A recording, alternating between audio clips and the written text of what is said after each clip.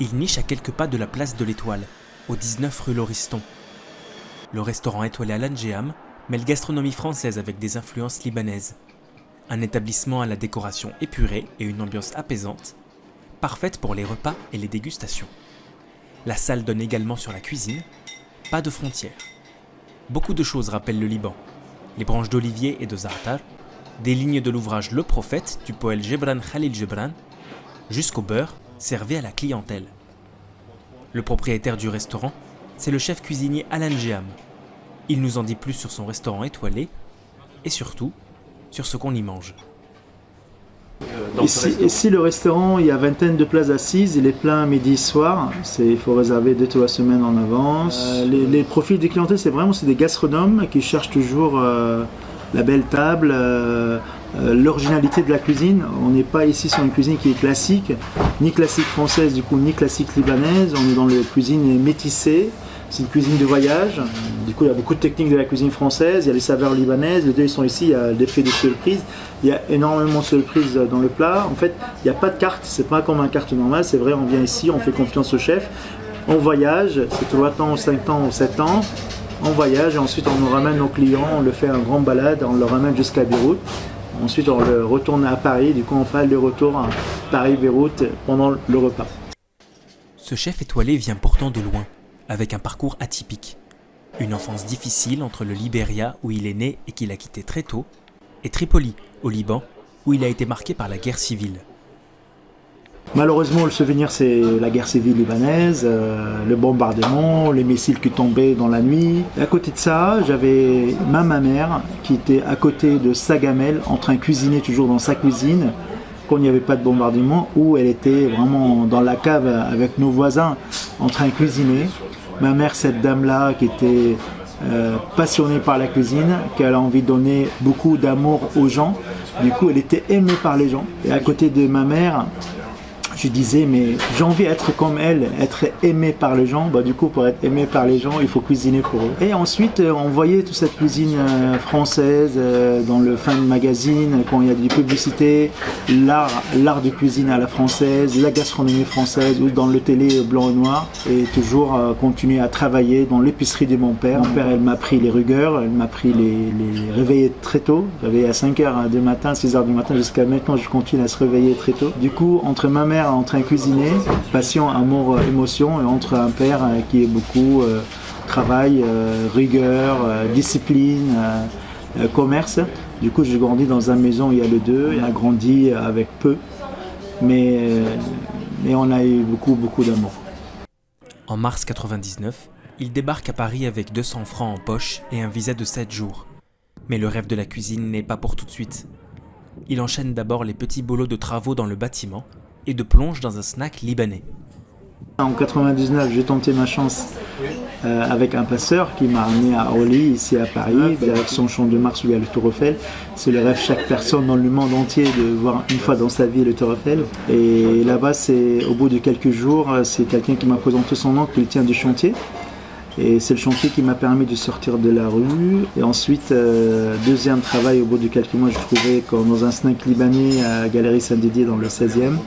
Où on faisait la plonge, on faisait les beignets, on aidait les jeunes, le gamin qui fait tout, qui aide tout. Et un jour, effectivement, je suis arrivé le soir à 18h pour prendre mon travail dans ces snacks-là. Je trouvais qu'il n'y a pas de chef et je trouvais directement que c'est une opportunité. Et j'ai dit, je ne vais pas lâcher maintenant, il faut saisir. C'est la dernière occasion dans ma vie.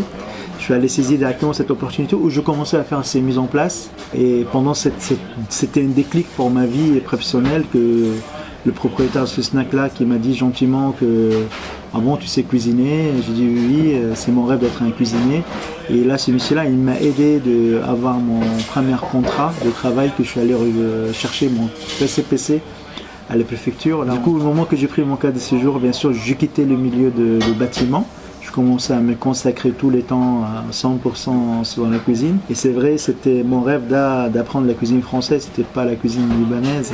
J'ai quitté ces milieux de confort. Du coup, je suis allé recommencer dès zéro dans un restaurant qui s'appelle le Totem Place du Trocadéro, où j'ai commencé à faire la cuisine française, apprendre la base de la cuisine française. Mais c'était directement sur l'état. Du coup, j'ai pas fait de formation, c'était directement dans un livre. J'ai fait des essais dans ma chambre de bonne à Giorgio Mandel, comment faire un beurre blanc, comment faire une vinaigrette, comment réaliser des choses simples dans la cuisine française. Et ensuite, quand je suis allé dans le restaurant, et le chef me demandait est-ce que tu sais faire une mayonnaise, j'ai dit oui, bien sûr, je sais faire une mayonnaise, que je viens l'apprendre il y a quelques heures d'ailleurs. Son travail de cuisinier en poche, Alan Geham se rend compte des obstacles qu'il doit franchir, notamment l'apprentissage de la langue française. Mon première barrière, c'était vraiment la langue.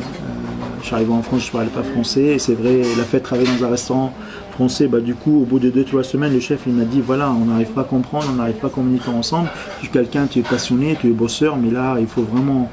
On va t'arrêter en fait, parce qu'il y a le barrière de la langue. Là, j'avais les yeux aux larmes en disant s'il vous plaît, chef, donnez-moi une autre chance, je vais faire beaucoup d'efforts pour apprendre la langue française et tout ça. Du coup, je commençais vraiment deuxième mission, après mon journée de 15 heures, c'est d'apprendre le vocabulaire de la langue française et ensuite apprendre le base de la cuisine française. Du coup, j'avais un bras le livre de vocabulaire, un deuxième bras le livre de la cuisine française. Du coup, ma vie, c'était un combat, c'est un champ de bataille.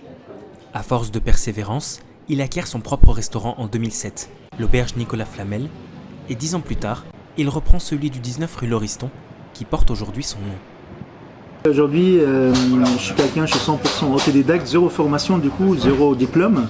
Au bout de quelques années, j'ai eu 2-3 restaurants, mais mon seul souci, mon seul problème qui est dedans, j'ai assumé jamais mon histoire, parce que j'avais un peu honte de mon histoire d'enfance compliquée, de pauvreté, de guerre civile, d'arriver en France avec un passeur, jamais bossé dans un restaurant étoilé. J'avais plein de choses qui me gênaient en fait dans cette histoire-là. Et en 2017, quand j'ai acheté cette maison qui s'appelle Restaurant Alan Geham, c'était la première fois que je mettais le nom de restaurant, où j'ai assumé mon histoire. Et moins d'1 an après l'ouverture, le destin frappe à sa porte. 2 mois après l'ouverture du restaurant, il y a un monsieur qui est venu, qui était assis sur cette table-là, qui a pris le menu signature, et il a mangé, il a payé son addition.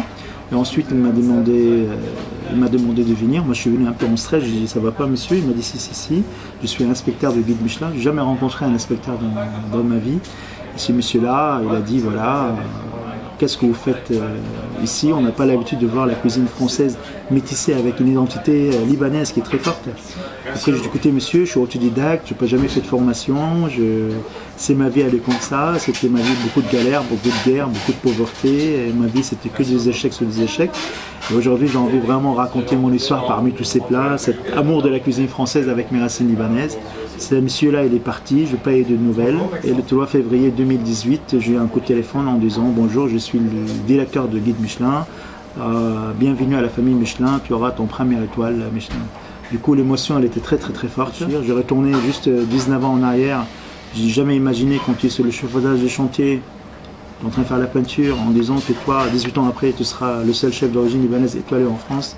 C'est quelque chose qui était énorme, vraiment gigantesque et très beau. Aujourd'hui, ce n'est pas moins de 6 établissements qu'il gère.